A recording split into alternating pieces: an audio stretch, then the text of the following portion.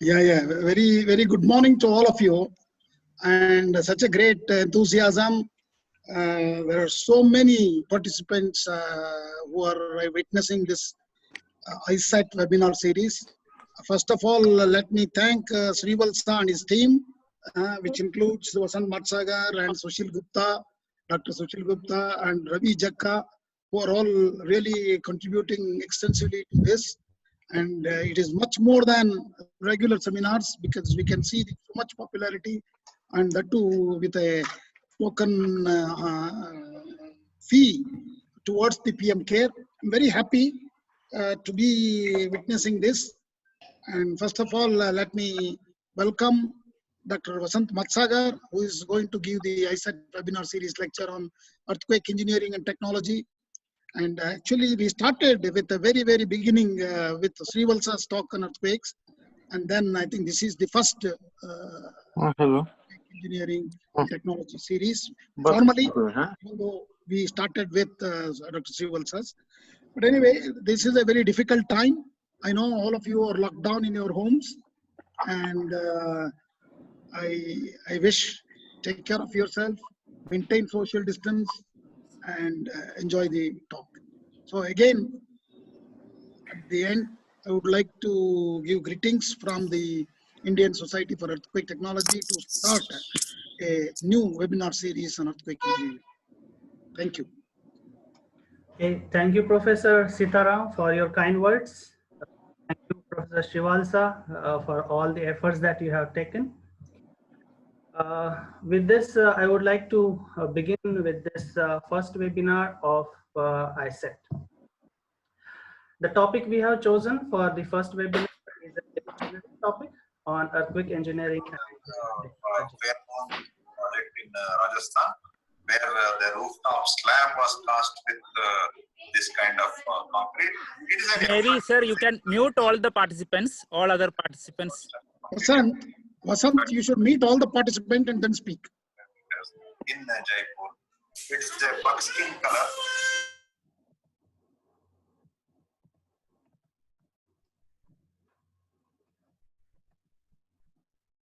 Okay, so the agenda for today is quite general in terms of the topics that I have chosen from different disciplines within earthquake engineering. So I'll begin with some background given, what is a necessity and how earthquake originate. And then I will go ahead and talk about the earthquake engineering discipline in general, and then on specific topics such as seismology, geotechnical earthquake engineering. With a cursory treatment, and then a detailed treatment I will be giving on the structural engineering aspect, more from the viewpoint of the how we do the seismic resistant design of structures. So I'll spend more time on that particular part, and then some concluding remarks. So in the presentation, I'll be presenting some cursory remarks on the past, what is the ongoing technology, and my last slide will be on the future technologies.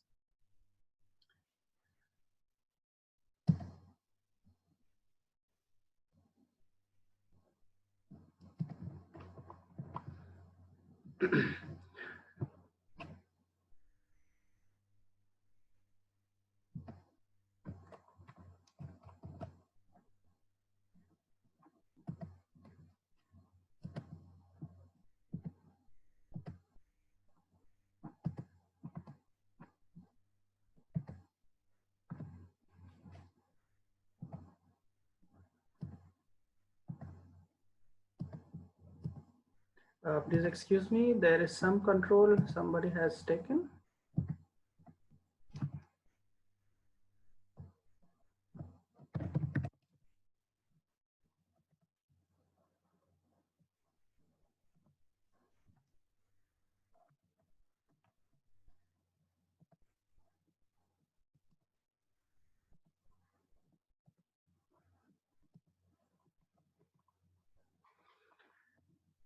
So if we see the frequency of earthquake, or rather major earthquakes happening around the world, we can see that minor and major earthquakes are happening with quite a good frequency across the world.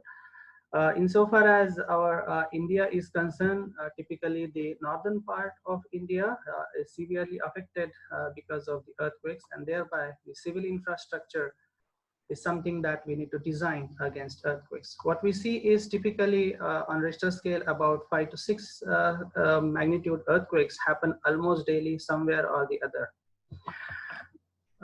If we talk about the infrastructure, there are several civil engineering infrastructures that we are concerned with, starting from, of course, the building structures and towers for residential and commercial purposes. Then for energy generation, either nuclear power plants or wind turbine towers. For water supply, we have lifeline structures such as the liquid storage tanks, for which we require the seismic analysis to be done, which we do either in the time domain or in the frequency domain, where the loading function or the forcing function is the input that we give to these structures. Yet another important lifeline structure are the bridges, and especially after any calamity, we must ensure that our bridges remain functional so that the rehabilitation rescue operations can be effectively carried out. And therefore, we cannot afford to have loss of any transportation infrastructure during and after an earthquake. So I give a corollary with one of the very well-known stories as to how 6 blind persons see an elephant when there are strips put on their eyes. So for example, they see their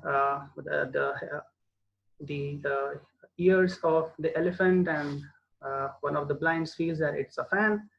The other see for example, the legs of the elephant and sees that it is probably a trunk of a tree. One other sees the tail and feels that probably it's a rope. So on a similar line, actually, we have earthquake engineering discipline having various facets of different disciplines. And fortunately, we know what are these different facets in earthquake engineering. And thereby comes the different expertise. And it starts from, of course, seismology or earth sciences discipline, then the geotechnical earthquake engineering, typically for the foundation design against the earthquakes, and considering the soil structure interaction. Whereas the structural engineers, again, there are majorly 4 different disciplines within the structural engineering itself, and I will touch upon some of these disciplines in today's presentation. And therefore, today's presentation we have considered as a precursor to the subsequent webinars being conducted under the ISET as a introductory and giving glimpse of everything and then focusing on one part, and therefore it has been named as earthquake engineering and technology. So I'll be talking about some of these disciplines. What we see here in one of the pictures is where the focus of an earthquake is, where the fault rupture takes place, which is of course called focus or hypocenter. And from there, the seismic waves are propagated in all different directions. Of our interest is what happens to a structure of interest. So some of these are numbered here. The focus is numbered as 1, and the structure that is of interest is numbered as 4. In between, we require expertise of at least 4 different disciplines. So the professionals from geology, seismology, geotechnical engineering, and structural engineering are required. Typically, the geotechnical engineering and structural engineering, they work hand in hand for soil structure interaction, but they definitely need inputs from geologists and seismologists. That is in terms of what are the magnitudes and intensities of the earthquake, how the waves have propagated, and then what kind of soil amplification takes place and how the response is amplified. Once that input is given to the geotechnical and structural engineers, their job starts and they work on design of the structures. And then the structural engineers in particular start working on how the structural response can be controlled in an effective manner so that no catastrophe or no devastating failure of structures take place. So I'll go quickly with the geologist first as to how their involvement is. So it starts right from what is the genesis of earthquake, how the earthquakes happen, why do they happen. So again, if I give quickly one example, I typically compare this with the convective currents that typically we are familiar with.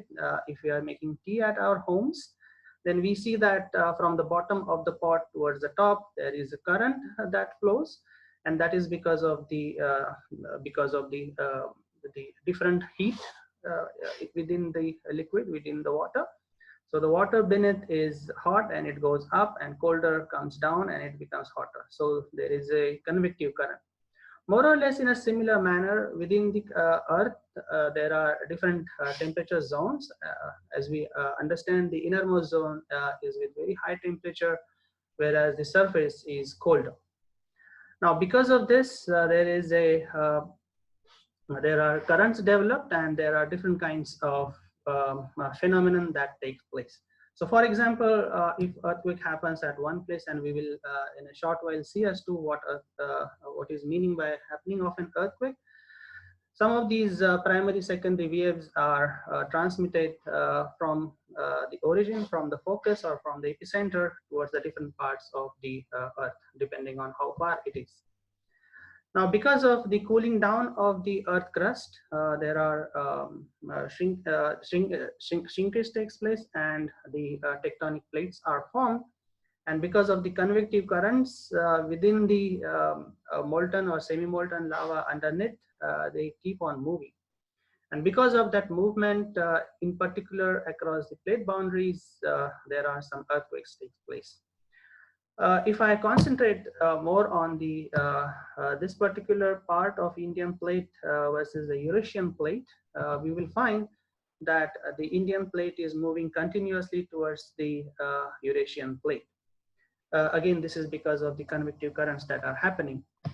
So this is the Indian peninsula, and now we will focus our attention more onto this as to what is happening in particular across this region. So if you see here, there are Himalayan mountains here, and the Indian peninsula is moving towards the Eurasian plate. Some of these studies have been made in different institutes in India. They are trying to model how this Indian plate is moving towards the Eurasian plate. May I request user not to use the control here? I tried to stop it.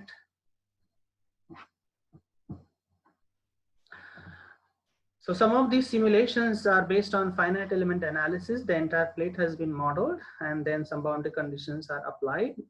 And depending on what are the observed data, which is roughly about 12 millimeters per year of the movement of this plate, it was able to model in the finite element simulations. That gives us an idea about how these plates are moving and what kind of earthquakes we can anticipate. Subsequently, the same knowledge base goes into modeling the earthquake itself, ground motion simulation. And these days it is being done using the data analytics, such as using the big data, machine learning, or deep learning. Of course, either we have specific source modeling or blind source modeling for predicting the ground motion at a particular location. If we talk about the causes of earthquake, especially in the Himalayan mountain region and the trans-Himalayan area, we understand that it is because of the subduction zone that is between the Indo-Australian plate and the Eurasian plate. So Indo-Australian plate is continuously subsiding beneath the Eurasian plate. And in this process, the heights of Himalayas are increasing. And because of the abrupt motion at this juncture, there are earthquakes that takes place. In addition to that, there are certain other geotectonic features that causes earthquake. For example, there are certain regions where there is a oceanic spreading ridge. There are certain volcanic eruption locations, where again, because of some of these geotectonic features, earthquakes takes place. If we talk about the plate boundaries, there are different kinds of plate boundaries, such as the convergent, where the plates are coming towards each other, divergent, when the plates are moving away from each other, and then there are some transform boundary conditions, where the plates are moving relative to each other in the transverse direction. All these seismotectonic features give rise to the earthquakes. Now, how exactly that happens? So that typically the seismologists do the study, and eventually they go for the microzonation. So typically what happens at the fault location is when the strain capacity of the rocks exceeds during this motion, then there is a sudden rupture because the rock fails in a brittle manner. And in a particular zone, there is a failure in the rock at the fault location, and thereby there is a movement. And in this process, large amount of energy is released at that part at a particular distance below the ground surface. So that distance is called focal depth. Now, what is of our interest are the structures which we are built, the civil infrastructure which we require for our livelihood. So I'll be using some of these terms quite frequently, which are epicentral distance and hypocentral distance in some of the next presentation. So during the process of propagation of these waves from the focus to the structure of interest, we can use those waves for predicting, at least giving little early warning to the structures of to the occupants within the structures of our interest. So in Indian context, we have certain instruments put in, especially between the Himalayan region up to the most populated cities like the National Capital Region of Delhi, wherein we do use some of these waves to understand if there is a possibility of occurrence of an earthquake, maybe a few minutes before. So we understand that there are typically two types of waves, seismic waves. Those are body waves and surface waves. Body waves are again two types depending on how the particles are moving, either in the compression or rarefaction, or the shear waves, which are moving up and down relative to each other as compared to the direction of transmission of seismic waves. If we talk about the surface waves, they are typically the most destructive to the structure, but their propagation is relatively much slower as compared to the body waves, or in particular the primary waves. The primary wave is the one that propagates very fast as compared to secondary and the other surface waves. But the surface waves, they cause much more destruction to the structure. In the surface wave, there are again two types, Loewe waves and Rayleigh waves, where the particles move either sideways or in an elliptical orbit. Now, this particular information can be used for predicting or giving the early warning to the users or to the citizens, maybe by using the cell phone, and that is what I called as technology. So by using this engineering knowledge, we use how these waves are propagating. So for example, this is one earthquake time history. And what we see is the arrival of primary wave and secondary wave. Now, this duration can be calculated, and we can also calculate what is the hypocentral distance. And using this, we can give a prior warning that there might be a earthquake or significant earthquake approaching a particular location which is highly populated, and we can save some lives. So this is also important to consider what are the ground motions felt at a particular location, and what should be the peak ground acceleration that should be taken in our design. Now, as we understand, as we go away from the focus, the ground acceleration reduces, and then that reduction is called attenuation. So ground attention relationship have been proposed for different regions in different parts of the world. In India, we have certain ground motion attenuation relationships proposed. What we see here in these plots is how the peak horizontal ground acceleration reduces as we go away from the focus or from the fault rupture. So obviously, if we are in the closer region, the higher PGA is experienced as compared to when we are away. So coming from the geologist and seismologist, now we will see how the geotechnical engineers contribute. And again, because there will be some subsequent presentations within this webinar series by ISET, I will quickly introduce this and move on to the structural engineering part. So typically, dynamic soil structure interaction is required to be considered in case of soil structure interaction happening during an earthquake. There are different ways, there are different modeling approaches that one can follow for modeling the soil structure interaction.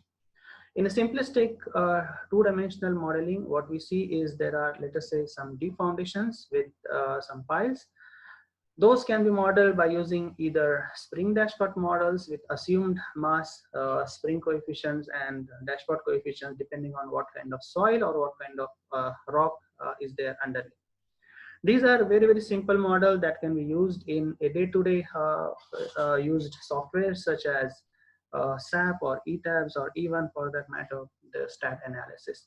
However, if we would like to have detailed analysis for important structures such as nuclear power plants or for dams or certain structure which are strategically important, then typically we go for either 3D elastic half space or continuum type of modeling based on finite element analysis. So some of these models are shown here.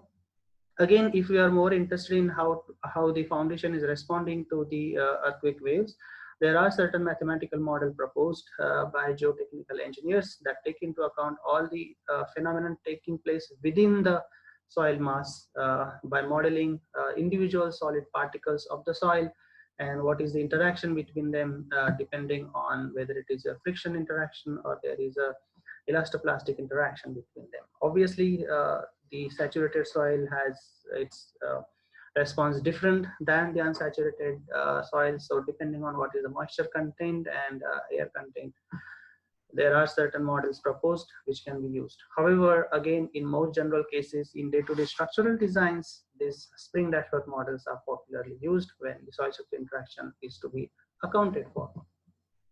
So now moving on to the structural engineers and how they take care of the earthquake ground motion, induced earthquake ground motion input to the structure and what force is induced in the structure. So before I dwell upon that, I will have you introduced with some of the terminologies that I'm gonna use. Those terminologies are shown also graphically here. So first is the hazard. So it is the probability of occurrence of earthquake at a particular location. We also consider as return period, and what we see on the plot is depending on what is the annual probability of exceedance and the earthquake intensity felt, we consider whether it is a low seismic hazard or high seismic hazard. So these curves are called seismic hazard curves. Now you may note that on x-axis of this plot we have plotted earthquake intensity, that is in terms of peak ground acceleration. Now that again gives us an idea that we are still currently considering earthquake intensity as peak ground acceleration. However, for important structures, we go beyond that and we do take into account the earthquake intensity measured or quantified in terms of frequency content as well as duration. However, currently we do not directly deal with these two earthquake intensity measures, that are frequency content and duration. Subsequently, now we determine how vulnerable our structures are for a particular earthquake intensity measured in terms of peak ground acceleration. So what kind of failure that may occur. And then immediately after that, we calculate at what risk we are putting either ourselves and civil infrastructure. So that is typically done by developing what are called fragility curves or also called vulnerability curves, and then subsequently calculating the risk. Eventually, the ultimate objective is to achieve a resilient society from the earthquake. I categorize India as an underdeveloped country in terms of seismic resilience as compared to the seismically developed countries such as Japan and the west coast of America. So one of the reasons as to why we calculate these fragility or vulnerability is to quantify what is the failure probability of a particular structure. While doing so, we start with our fundamentals from the earthquake engineering, which has been included within current code provisions.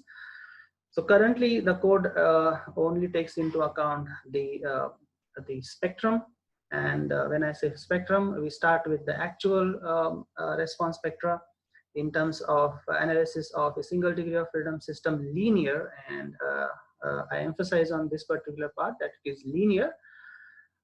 We determine as to what are the peak accelerations, peak displacements, and peak velocities for a particular earthquake, and then we take the average, and then we do some scaling, and we arrive at what is called the design response spectra for different kinds of soil conditions. So currently, the Indian code IS 1893 2016 gives these response spectra depending on type of the rock or soil available at a particular site. Again, what we observe here there are two codes given. One is for the equivalent static approach, and other is for the response spectrum approach. Again, equivalent static approach is something which is very preliminary, and if I talk about past of earthquake engineering, earlier the structural engineers used to take about 10% of the total weight or seismic weight of the structure in the horizontal direction to design the lateral load resisting elements. So from there, we have graduated further to the extent that now we are calculating the equivalent, we are calculating the base shear by using the equivalent static approach in an appropriate manner, however, by considering only the first mode. Going beyond that, if we have certain important structures like the nuclear containment structure, for example, then typically such generic spectrum or design spectrum are not useful, and in that case we typically go for what is called site-specific design spectra, and those for those site-specific design spectra we calculate the spectrum compatible earthquake time histories in order to conduct nonlinear response history analysis, so that we are able to calculate and understand how the response of that particular structure is. So in calculating the site-specific design spectra, there are certain methods available. I have picked very quickly from one of the Indian references, Govindaraju and others in 2004, where they have reported how to calculate the site-specific design spectra by taking into account shear wave velocity profile, modulus reduction curve, and damping versus strain curve, as well as in order to select the rock motions and considering the peak ground motion parameters, response spectral content, duration of storm shaking, and spectrum analysis. And from that, eventually the site-specific design spectra is calculated. Now from that, one can extend that to conduct a spectrum compatible earthquake time history analysis using the nonlinear approach. So currently our code is silent about conducting the nonlinear response history analysis. However, over the period of time, especially for important structures, we need to switch over to the nonlinear response history analysis. So here I have summarized these three basic approaches, out of which first two are clearly mentioned in the Indian Standard Code, and the third one is something that we are yet to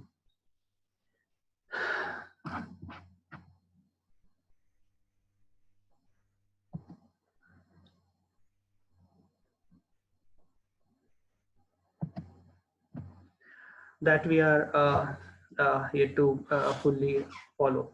So if we talk about the seismic coefficient method, it is of course a static approach to a dynamic problem. So obviously it has to be an approximate approach.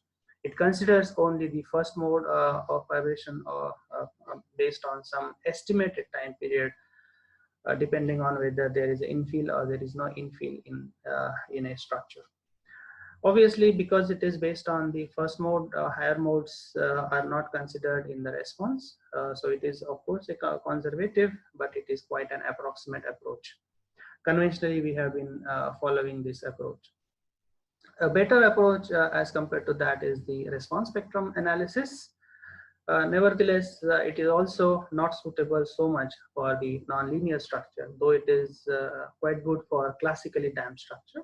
For non-classically damped structure, where we add external damping, again, response spectrum analysis is not suitable. So the option left to us is the nonlinear time history analysis. So there are certain advantages of the nonlinear time history analysis. For example, we can use different kinds of advanced engineered materials for conducting the nonlinear time history analysis. Just excuse me, I will exit and I will come back because there is somebody who has annotated this.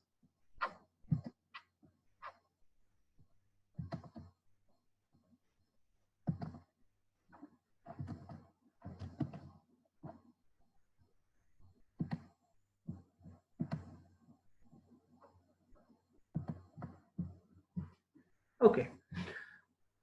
So in case of nonlinear time history analysis, we can effectively model different material behaviors. We can, of course, take into account the non-classical damping, including the externally added damping. We can also account for the geometric nonlinearities and the large displacement effects.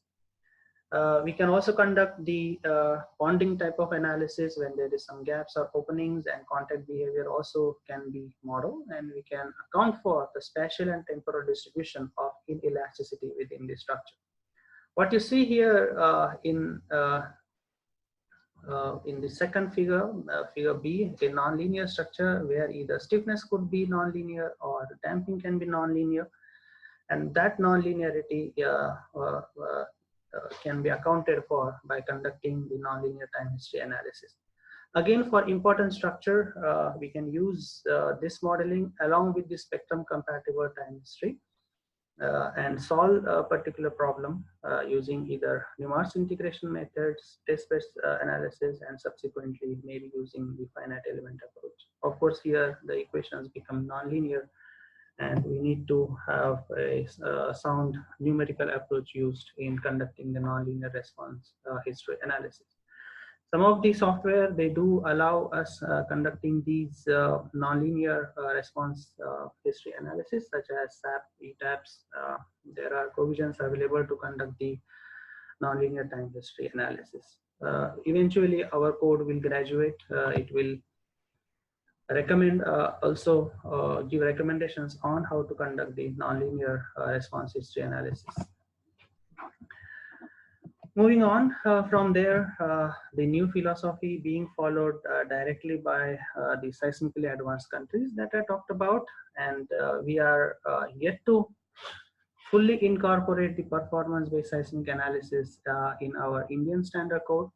Nevertheless, currently we do account for some of these performance levels in our Indian standard code. Now, what are these performance levels? Performance levels depends on what are the damage states. So if you see a figure down below, if we talk about a particular structure, let's say a building, now after an earthquake happens, if the building remains operational, because there are no damages, all the systems are functional, then it is a operational level performance. So within the performance of operational level, there is negligible damage.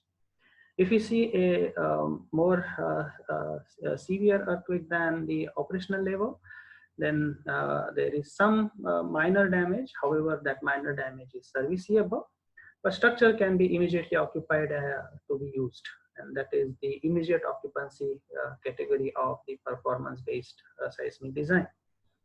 If we see a further damage state of moderate damage, so there are some non-structural members have failed, as you can see in the picture, then we need to have them repaired. So, however, we do ensure the life safety. The fourth one is the damage state of severe damage, where there are large damages, and that damage also include the lateral load resisting elements such as columns or shear walls. And in that, it may not be advisable to have them strengthened after the earthquake or rehabilitated. However, we need to prevent the collapse. So sudden collapse of the structure is prevented. So that is the collapse prevention. So typically in our discussions, we take into account the middle three categories of damage states, and those are light damage, moderate damage, and severe damage. Those are immediate occupancy, life safety, and collapse prevention. The last state of damage is complete damage, and it is a collapse performance. Of course, typically as a structural designer, we don't go for it. So most of our discussion revolves around the immediate occupancy IO level, life safety LS level, and collapse prevention CP level. In order to ensure that a structure meets these, depending on what kind of ground motion it experiences, we conduct nonlinear analysis, where we subject the structure to these different levels or different intensities of an earthquake. Again, from the fundamentals, we start with what is called the static pushover analysis. There are two ways that we can conduct the static pushover analysis. We can either push the structure laterally by applying some forces, or we can give some displacement in a particular manner and find as to what is the force generated. So the first approach is called the force-based approach, and second approach is called displacement-based approach. Conventionally, we have been following the force-based approaches. However, nowadays, gradually we are shifting towards the displacement-based approaches because they are much suitable, especially for the post-peak response or highly inelastic behavior of the structure. So what essentially we do in static pushover analysis is we apply the horizontal forces in a particular manner. Typically, we consider how the forces are distributed in the first mode, and that we apply, and we calculate the kind of load deflection curve. Now, why I'm saying kind of, because we eventually change it into a spectral acceleration and spectral displacement curve, just by dividing the force by the seismic or inertial mass. So you can see in a small picture here that there is a multi-story building. It is applied with certain horizontal forces, and when this horizontal force applied in a cyclic manner in the sense, first we apply a small lever, we find out what is the load and corresponding displacement here, and we go on this particular curve gradually. Obviously, number of hinges will start developing. It means the structure is going into inelasticity, and we develop this kind of a nonlinear curve. So this is called a capacity spectrum, which represents how a structure is able to resist the seismic forces induced in it. On the other hand, if we take a particular earthquake, we can determine its response spectrum. And if we smoothen it, it would look something like this. Or if we take a code-specified demand response spectrum, then it would look like this. When we overlap these two, their intersection is called performance point. And based on this, we decide as to whether that performance on this particular scale meets the immediate occupancy criteria, or it meets the life safety criteria, or it meets the collapse prevention criteria. So that overlapping of these two curves, capacity demand curves, in order to calculate, in order to see the performance is shown in this spectral acceleration, spectral displacement curve. So nowadays, this has been a popular approach to follow, especially designing some important structures. However, again, going beyond that, improving upon our understanding and taking into account the probability of occurrence of some of these failures, there are probabilistic seismic vulnerability approaches or design approaches have been investigated. Now, I'm saying that they are being investigated and they are yet to be adopted by the code provisions. So obviously the analysis that we have seen so far are deterministic. However, we do understand that earthquakes are random in nature, as well as the structural properties, they are uncertain. Whatever grade of concrete or grade of steel, for example, that we use, we may not achieve the same on the field applications, and thereby those uncertainties also needs to be taken into account. So there are design approaches or analysis approaches proposed for taking into account some of these randomness in terms of the ground motion and the uncertainties in the structural response. By taking that into account, we can see how the spectral accelerations can be distributed and how the spectral displacements can be distributed. If you see these two particular curves, you can see there is a particular range in which the demand and capacity varies. What it means is our performance can be evaluated with a particular confidence level. So if we see the probability of failure of a structure, it means reaching to a particular limit state of failure, then with the increasing, let us say, P-ground acceleration or with the spectral acceleration, there is an increased probability of failure. I will explain this in the next chart, where we use this cumulative probability or probability of failure when the either P-ground acceleration or spectral acceleration, that is called intensity measures, are increased from this particular curve. So first we calculate the failure probability for different P-ground accelerations or spectral accelerations, whatever our choice is. And we develop what are called the fragility curves. Now we may get different fragility curves, as you are able to see here. So we understand from these fragility curves that when there is increase in the intensity of an earthquake, we should have a lesser probability of failure. So when we keep on increasing the P-ground acceleration, we should have a lesser probability of failure, and that is what some of the advanced techniques or latest innovations in structural earthquake engineering are happening. How to reduce down the probability of failure with increasing intensities of earthquake, again on the probabilistic scale, by duly taking into account randomness of excitation and uncertainties in the parameters of structures. So one such approach is shown here as to how that analysis is conducted. So I'll quickly explain what typically we do.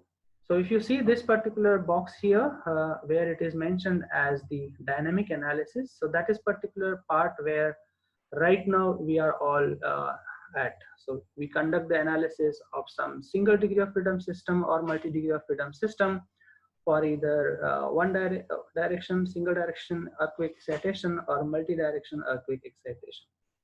However, if we are going into the probabilistic approaches, in addition, taking into account the uncertain structural parameters, our input parameters to the structure, as well as the input excitation, they are probabilistic, and we give that as an input to the structure and analyze it number of times. While we are analyzing that, we again plot the fragility curves while taking into account the uncertainty. So we calculate the capacity of the structure, we calculate demand from this earthquake excitation, and thereby we see whether the structure has failed or not. If it has failed, we get corresponding to that intensity measure a point on this vulnerability or probability of failure curve. So this is the fragility curve. Once we find that, okay, it is not exceeding, we go back and we again increase the intensity of the earthquake, and that is how we repeat this particular cycle. In terms of quantifying the uncertainty, we change the parameters of the structure depending on what we observe in the field, what is the distribution of, let us say, what kind of concrete is there. If there is no quality control or quality control is little less stringent, then we use a widespread distribution for the, let us say, concrete grade. If for steel there is not much variation, we can take either a certain value of the grade of steel, or we can take a distribution with very less spread. So those uncertain parameters of the structure or structural properties can be input to this, so that we are taking into account randomness in the earthquake and uncertainties in the structural parameter in order to properly evaluate what is the probability of failure or how vulnerable a structure is to different intensities of earthquake. Then we go back and check as to whether it is in a particular damage state or particular it matches with one of the performance level that we anticipate. So this is how by conducting the fragility or vulnerability analysis, we can conduct the performance-based design. So apart from that, there are another approaches where we control the response of the structure by putting what are called devices or some such dampers in the structure. So these devices are relatively quite advanced. Nevertheless, in India, we have certain structures wherein we have introduced some of these devices. So I'll quickly introduce these devices which are popularly used in the Indian context. These devices, their primary function is to modify the dynamic response of these structures. Of course, it means to reduce down the amplitude of the response. Typically, they are categorized as passive control devices or active control devices or hybrid control devices. And some of these devices are listed down here, though this list is just an indicative list, representative list. It's not an exhaustive list. Again, there is yet another seismic response modification method available, and that is base isolation, which is not listed deliberately here.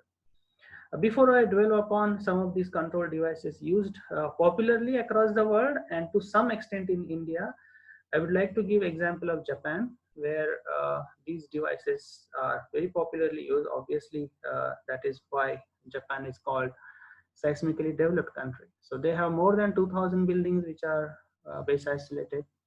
There are passive dampers used in more than 300 structures, and there are some active control systems installed in about more than 40 buildings in Japan. Whereas if I compare this number in India, there are about 8 to 9 buildings which are base isolated and maybe 4 to 5 buildings which have passive control dampers. I'm yet to know if some active control devices are installed in India. What you see on the right hand side is one example of a tune mass damper. Again, a simplistic version of that. This is something which we know as a classical damper. If you see in the first animation, the main structure is vibrating with a large amplitude with, when we see it on temporally, means on time scale. However, once we install a small auxiliary mass to it and match their frequencies, then typically the auxiliary mass, the lowercase m, it vibrates quite vigorously, and thereby it reduces down the response, in this case, a displacement response of the main structure. So as you can see in the second plot, the displacement of the main mass is hardly, we are hardly able to see it, whereas the main, auxiliary mass is oscillating quite vigorously. This is of course happening because of the out of phase motion of these two masses. Now these two things put together, that we have non-linearity in the structure, but not in the lateral load resisting elements. All these non-linearities we can concentrate at a certain location, and that particular location is something which we can engineer, and thereby I call them as engineered structures or engineered devices. Now, why do we do that? So first of all, we have certain energy input to the structure through the earthquake, and that energy has to be dissipated or absorbed somewhere. If it is to be absorbed by the columns, obviously, or the shears, obviously they are prone to failure. However, if we introduce some devices which are able to either absorb or dissipate that energy, thereby the columns or shear walls, they are not required to absorb those seismic input energy, our purpose is solved, and these devices can be replaced if they experience some failure during an earthquake. So typically these devices or these elements which are supposed to dissipate or absorb the energy would show their horizontal force displacement behavior, something as shown in figure C here. So typically if we plot the horizontal force to displacement plots, a non-ductile curve would look like a black color curve in figure A, whereas our objective is to change it to a ductile failure, which will give us adequate warning, and there is a large amount of energy dissipation. So this takes us to another discussion of capacity design, designing some earmarked members for their particular capacity to give that kind of a ductile failure or showing the ductile behavior, whereas the other members can still remain in their linear part.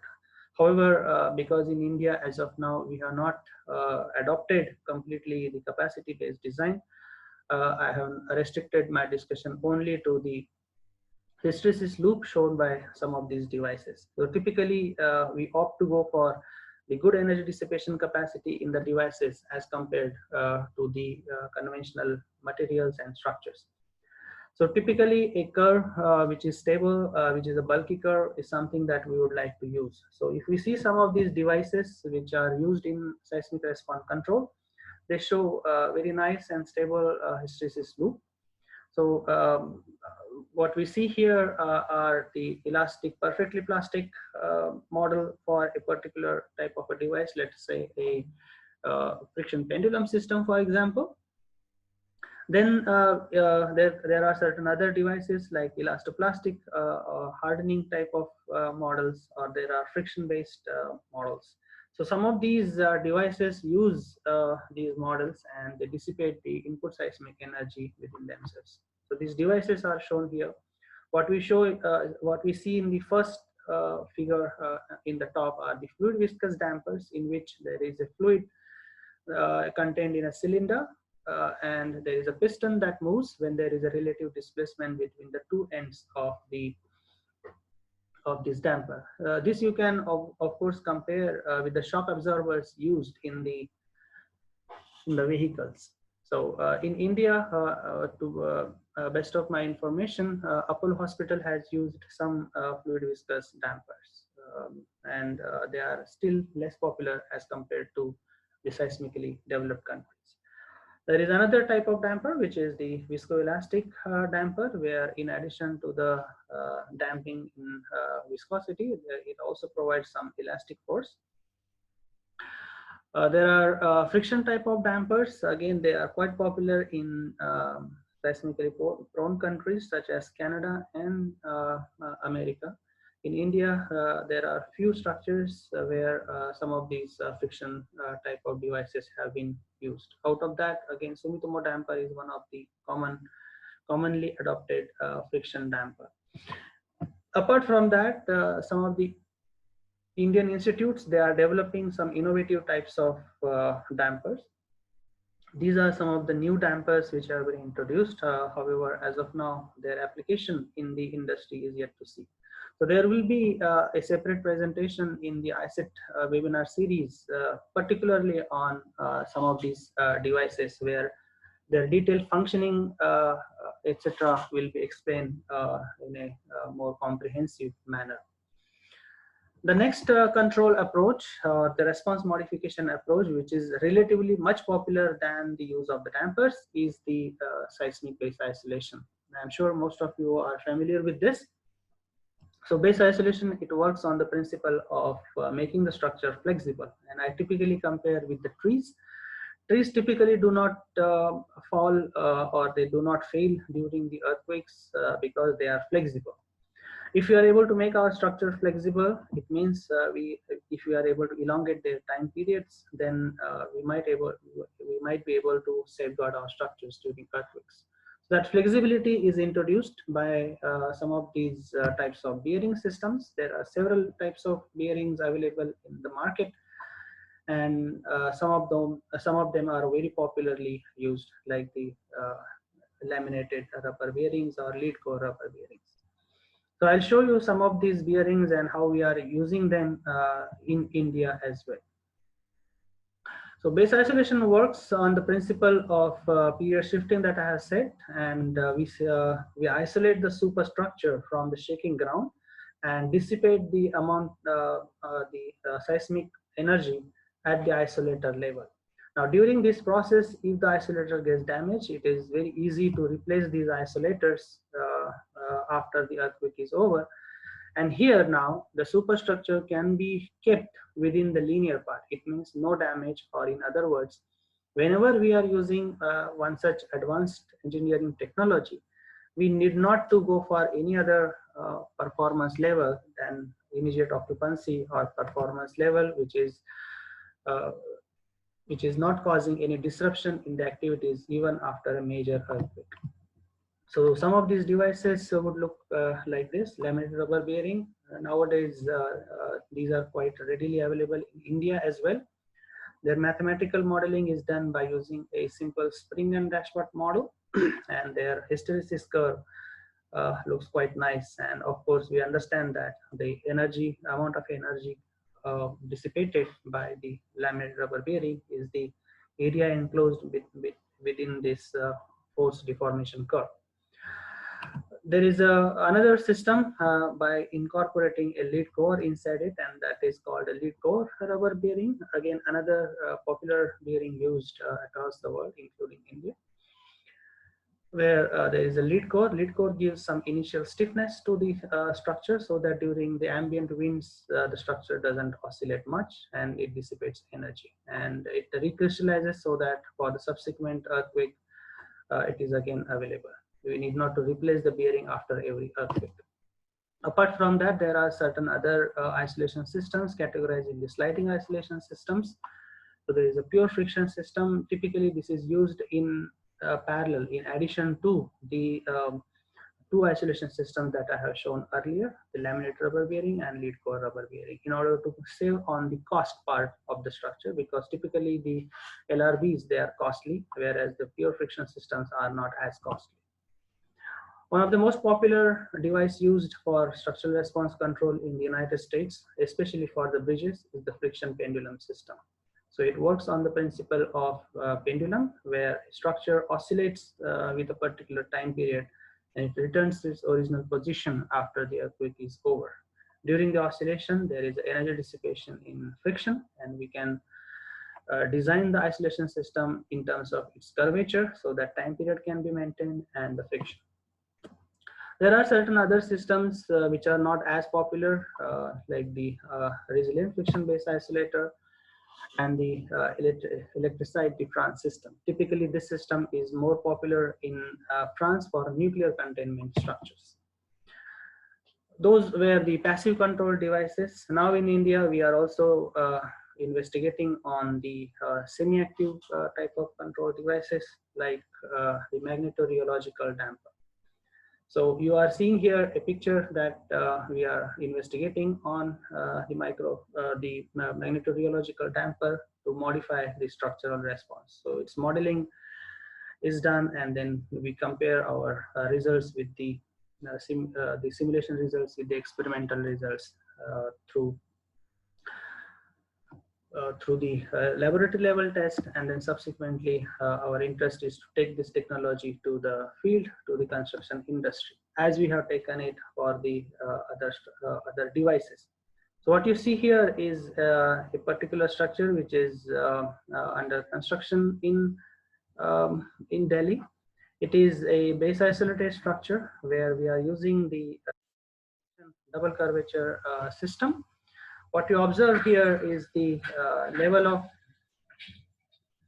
damage that a particular secondary element will experience as compared to the base isolated building. In this particular building, we will see that the double curvature system is placed so that all the deformation during the earthquake is concentrated at one level, and thereby the superstructure is protected. You must have noted that there are secondary systems which are protected. So this building is almost towards completion, and IIT Delhi had extended its technical support in particular design of the isolation system.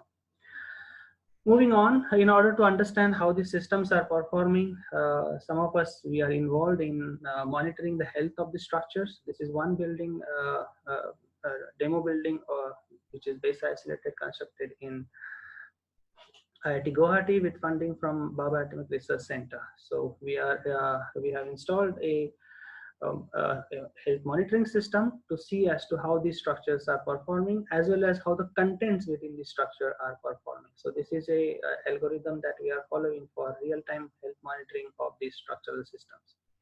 Typically, this gives us a good amount of data. That data again can be used for predicting the response of the structure during severe earthquakes. So it is a part of the cycle where we are using even the data analytics in order to make sure our structures they have vulnerability which is quantified. It means their probability of failure is known for different level or different intensities of an earthquake. So this just shows as to how these different sensors are located and what kind of algorithm we have used for real-time monitoring. Apart from base isolation, there is yet another passive control device which is popularly used, and that is called tune mass damper. Again, it is a classical device. However, there have been some recent modifications done.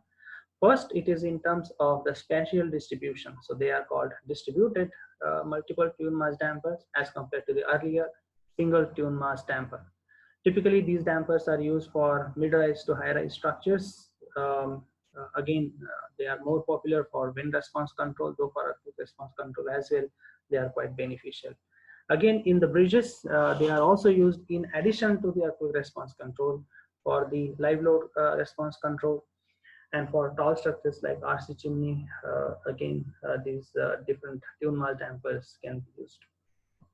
The latest technologies in the tune mass dampers are to make them tunable during the real-time functioning, to make them semi-active, and some innovative control algorithms are being developed in order to improve the response control. What you see in this particular plot here is how the acceleration and displacement response has been reduced significantly as compared to the uncontrolled structure and when we have one single passive tune mass damper.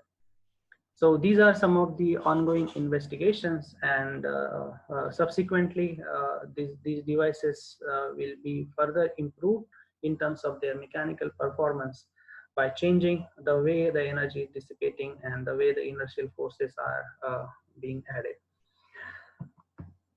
What you see in this nonlinear time history analysis is how the response reduces down quite significantly as compared to the structure which is not controlled or structure is controlled by using single tune mass damper. So these are some of the advanced technologies being used for controlling the seismic response of bridges and buildings. So that gives us a kind of glimpse of where we are, where from we had started, and which direction we are going towards. So again, I'm showing the earlier slide that how these different stakeholders or different professionals and how their expertise are useful in making our India seismically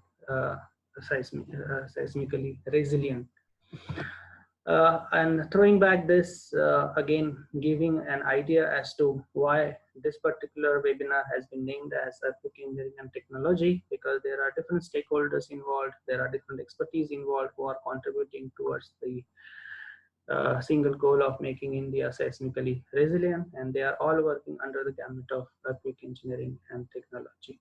So to summarize, and what is the way forward? There is a need to have improved strong ground motion prediction models. There are different materials being innovated compared to the conventional reinforced concrete or masonry structures. The new materials required are of high strength, however lightweight. Nonlinear seismic analysis of structures will be required in due course of time. It will be incorporated in the code provision as well. Subsequently, for very important structures like the nuclear power plant that I have shown, computational structural dynamics will evolve much strongly with the advent of the high performance computing facilities in the Indian context. As compared to the conventional force-based seismic analysis, we are transforming gradually toward the displacement-based analysis, which are more suitable for the inelastic response evaluation.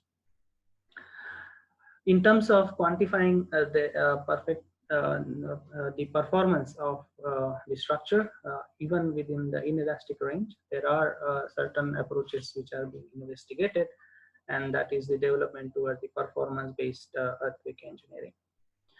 Within that, there is a requirement of taking into account the probability of occurrence of earthquake and uncertainty in the structural parameters. So some of these probabilistic approaches will down the line be seen incorporated in the codes and standards. So codes and standards which earlier were following deterministic approaches will evolve to adopt probabilistic approaches. In this particular presentation, I gave a glimpse of the dynamic response control devices. They are being improved day by day, and I typically give example of, for example, cars, where years after years, the comfort level in riding the cars is improving. In a similar manner, there is a requirement in improving the structural response control by using some of these control devices. Once we have some of these advanced structures in place, we can see how they are performing by having the structural health monitoring done, and how these new generation structures are performing as compared to the classical structures. Within this, some of these techniques, advanced techniques such as data analytics using machine learning or deep learning tools, will find their applications, as I have shown in some of these previous slides. So with that, I conclude my presentation. But before doing that, I must acknowledge the support that I have received from ISET in particular, and there are different members from IIT Guwahati, IIT Roorkee, especially Professor Sitaram, Professor Srivalsa, Professor Ravi Jakka, who has helped me to put together this particular webinar. There is an announcement also that there are these two conferences upcoming. The 7th International Conference on Recent Advances in Geotechnical Earthquake Engineering and Soil Dynamics in ISC Bangalore, and Structural Engineering Convention 2020 in MNIT Jaipur this year in December 2020. There are upcoming ISET webinars. These are confirmed as of now. Professor Yogendra Singh will deliver his webinar on 16th of May on performance-based seismic design of structures. Professor S.K. Prasad on seismic microzonation studies in India on 23rd May. Professor Chandan Ghosh from IIT Jammu on relevance of site effect on earthquake resistant construction, 30th May. Professor G.R. Reddy will tentatively talk on the earthquake response control devices on 6th of June under the ISET webinar series. Professor Madhavi Lata from ISC Bangalore will talk mainly about seismic response of retaining wall on 13th of June. And as I said, those seismic response control devices will be presented by Professor Dipti Ranjan Sahu on tentatively 20th of June. If there are any other queries on these upcoming ISET webinars, kindly contact Professor Srivalsa. I'm taking this opportunity also to request all of you to kindly contribute your research in the ISET journal, which is being published by Indian Society of Earthquake Technology. Thank you very much for all your attention, and I will be glad to answer if you have any queries.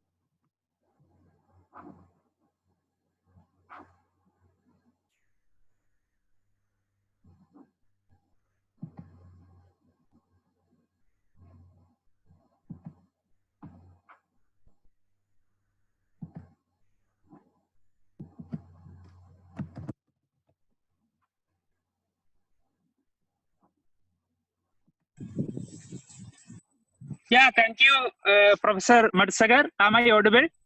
Yes, you are audible.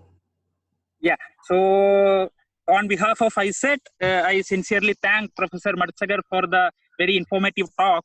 So, if there are some queries from the participants, they can either enter in the chat box or just raise hand and speak themselves.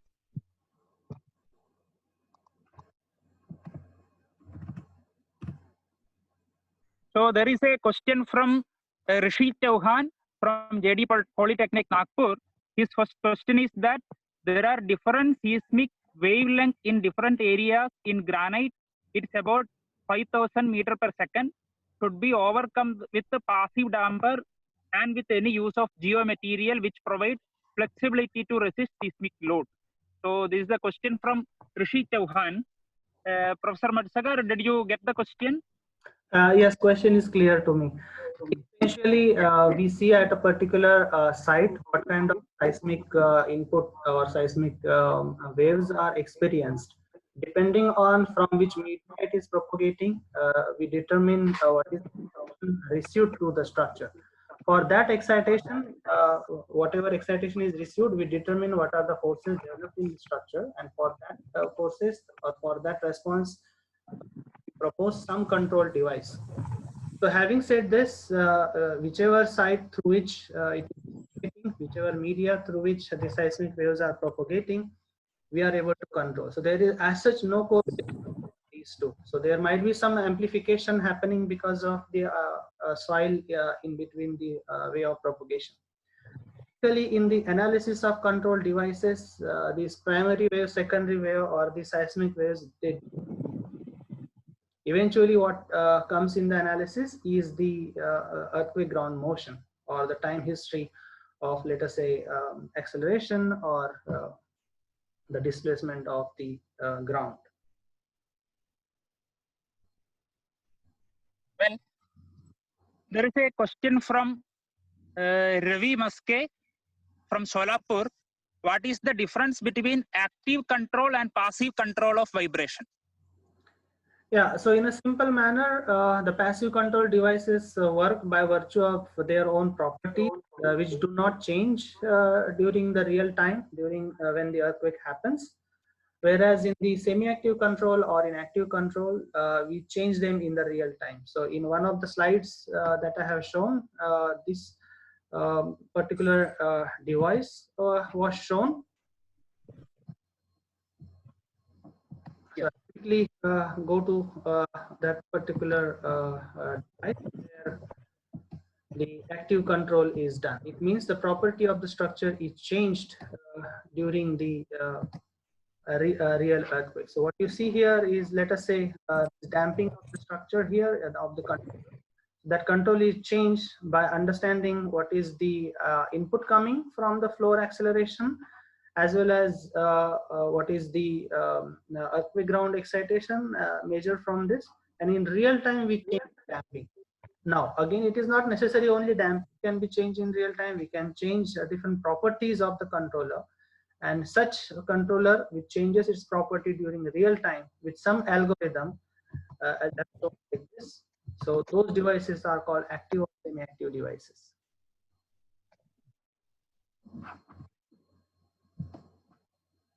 Yeah, there is a question from Monica Jain. How dynamic loading will be applied to post-tension structures? Okay, the question is how dynamic loading is applied to post-tension structures. Yeah. Okay, so there are two different ways that we typically apply the dynamic input. One is called support excitation, that is called the element excitation or mass excitation.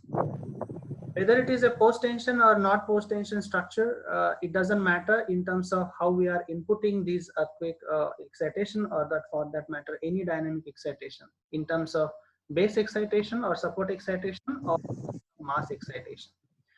The second part of this answer is how we model the post-tensioning elements. So there are different approaches available how we model the post-tensioning. For example, in the finite element analysis, we do model the post-tensioning by using, let us say, a truss element for the post-tensioning and apply certain additional forces caused because of the post-tensioning. There are approximate ways, whatever is the change in the dynamic properties of these elements because of post-tensioning, that can be taken into account, and we can go again for the lumped mass type of an approach, modeling the stiffness, damping, and mass of those post-tension elements, and giving the excitation, if I talk about the governing differential equation in the right hand side, and then solving that particular equation. So both in terms of finite element analysis or modeling in finite element software or structure engineering software such as SAP or ETABS, as well as in terms of hand calculating the response of post-tension elements. I have answered how to do it. Thank you. There are so many questions. Maybe we will select a few Yes. as we are running out of time. The remaining questions can be emailed, and we will try. Professor Matsagar can reply through emails. Sure. Maybe one more question from another question from Amiya Ranjan Patil. How to do the coupled interaction of both TMD and base isolators provided together in building? Yes. If TMD and base isolators are provided together in building, how to do the coupled interaction is the question. Yes, again, quite an interesting and relevant question. Let us say I will go back to this particular slide that I had shown. So for example, here we would observe that there is a lot of displacement at the level of isolator, and especially this particular has been moving a lot, as you can see here. So in that case, if we install a tune mass damper at this level, it is able to dampen the response of this. At the same time, without affecting the effectiveness of the isolation system. So in terms of its interaction, or in terms of the modeling, again, whatever mass, stiffness, and damping matrices that I have shown in the modeling approach, they are modified, means we get a coupled dynamical equation. So if I show it here, so these are the equations for the base isolated structure, for example. Then we get additional mass, stiffness, and damping corresponding to the tune mass damper, and that mass and stiffness is taken such that it matches with one of the modal frequency. So in this particular case, we can match it with the modal frequency in the first mode, for example, which is isolation mode. So in that case, the displacement response of this MB can be reduced. This is the base mass, or it is also called the raft. So response of the raft can be controlled.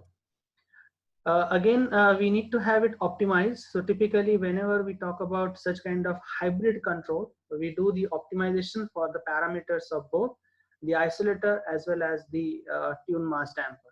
So there are certain investigations done in India, and they have been reported in the standard literature, how the response reduction can be done by using this kind of hybrid control, by using base isolation and the tune mass damper. Thank you. One question from Sachin Kupad. What is the range of frequency content which damaged the structures during the earthquake? Okay, again, quite interesting question. I will I'll give a little bit different answer. So if you see here, this essentially shows as to what are the time periods, means inverse of that, what are the frequencies that are typically vulnerable to the structures. So typically the earthquakes which are having their, I'm talking in terms of, first of all, their time periods, which are in the range of, let us say, 0.5 or so, they are making our roughly 5-story structures quite vulnerable. And most of the earthquakes are within that particular range. However, again, there is a broad range in which these earthquakes have their frequency content. However, once the let us say if we see in terms of whether they are near fault or whether they are far fault, once we understand the frequency content, we can see for the near fault earthquakes, we may see a particular long period, means low frequency content within the near fault earthquakes, whereas in the far fault earthquakes, typically we do not see that, and the high frequency content is involved in there. So there is a range which is roughly about starting roughly about from 2 hertz maybe up to 10 hertz. This is the range in which we structural engineers typically work. If it is just to give you a comparative idea about what kind of frequency ranges we are talking about, so 2 hertz to 10 hertz typically for the earthquake excitation, 20 hertz to 40 hertz for wind-borne excitations, whereas typically mechanical engineers or automotive, etc., they start talking about and beyond. For us, typically those high frequency contents within the dynamic excitations, let's say from earthquakes, are not so important as such as a civil engineers, as a structural engineers. However, some of the secondary equipment in our structures might be able to controlled by for these high frequency excitation by these devices. So I gave you an idea about the frequency content, typically what is the range, and gave the comparison with respect to the other excitation, and then how even it can be controlled. Well, thank you. There is a question from Ganesh from Pune. What is the difference between pushover analysis and P-delta analysis? Okay, P-delta analysis is typically something that we do for the geometric nonlinear analysis, wherein we have secondary moments generated, the force multiplied by the distance. That is why the name comes P-delta. P is force, delta is the displacement. P multiplied by delta is the moment. In pushover analysis, typically we do take into account this P-delta effect. But in the pushover analysis, we apply the horizontal forces in an incremental manner. We apply a particular level of horizontal force in the first go, find out what is the displacement corresponding to that. If it is a force-based approach, then we increase the force, again calculate the displacement, roof displacement in particular, and keep on doing this. While we are doing this, the P-delta effect is taken into account typically, and then we see how different members are failing, how different hinges are developing, and analyze that in the pushover analysis. So within the pushover analysis, we do take into account the P-delta effects as such. Yeah, thank you. Question from Vikyat Saveri. Is there any criteria in which type of building we can provide base isolation specifically? Typically, if I see again on the spectrum, for the short period structures which are more vulnerable to earthquake, means if you see here in this particular plot, those structures which are having their time periods in this range, from let us say about 1 to 1.5 seconds, they all will be very effectively controlled in their seismic response by using base isolation. If I give an example from Japan, they are also using base isolation for buildings which are in the range of 20 stories to 30 stories even, which are mid-rise to high-rise buildings. However, they are elongating the period from about 2-3 seconds, even more up to 4 to 5 seconds. But in India, in other countries, typically for the structures which are more than about 15 to 20 stories, we typically do not go for base isolation, the kind of base isolation that we typically use. So base isolation is more effective for low-rise to mid-rise structures in rest of the countries. I mean, I'm saying in terms of popularity, because Japan, they experience earthquakes quite frequently. So they want higher protection. So they are going even beyond 20 stories to 30 stories. So base isolation is effective for low-rise to mid-rise structures typically, but even for some high-rise structures, it can be used exceptionally. Thank you. So we will take up maybe two last questions. Yeah. So there is a question from Tejomai. How rigid or semi-rigid diaphragm will affect the lateral load distribution? People nowadays started to use rigid diaphragm. Is that valid for all structure? Okay, actually this a rigid diaphragm or semi-rigid diaphragm that typically comes from how we are idealizing in our analysis. For example, when I show this kind of degree of freedom, I am invariably assuming that I have a rigid diaphragm. I mean, I'm considering that the floor has only one lateral degree of freedom in my mathematical model. Whereas if I have a flexible diaphragm here, means the floor is flexible, then I have to have additional degrees of freedom corresponding to the rotation degrees of freedom at the floor level. I hope that is the question, if I have understood it correctly, the question.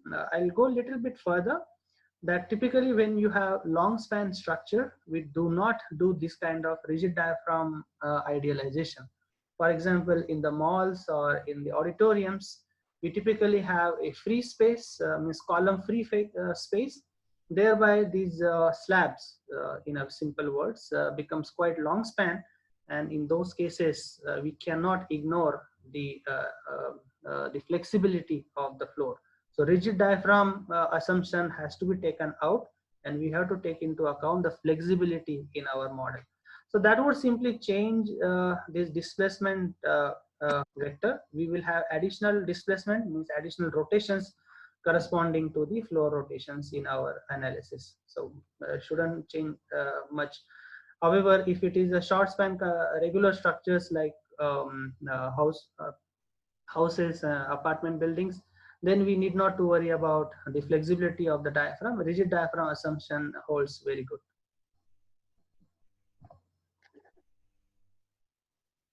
From Abhishek, how we can assure the stability of joint in case where precast members are in roll and with dampers? Okay, I will again explain it from, first of all, from this particular slide itself, that typically if we have base isolated precast structure, the design demand on the joints reduces down drastically. So in most cases, we typically say that we can design the isolation system such that the demand, means the design of those members, is aseismic. Aseismic means not for seismic. Their demands come from, let us say, dead load considerations or live load considerations. So in terms of the design of the joint in precast structure, if it is base isolated, then we can design the isolation system such that design of the joints is not governed by the earthquake induced forces. Thank you. So there are a few more questions. As we are running out of time, maybe we can take it offline.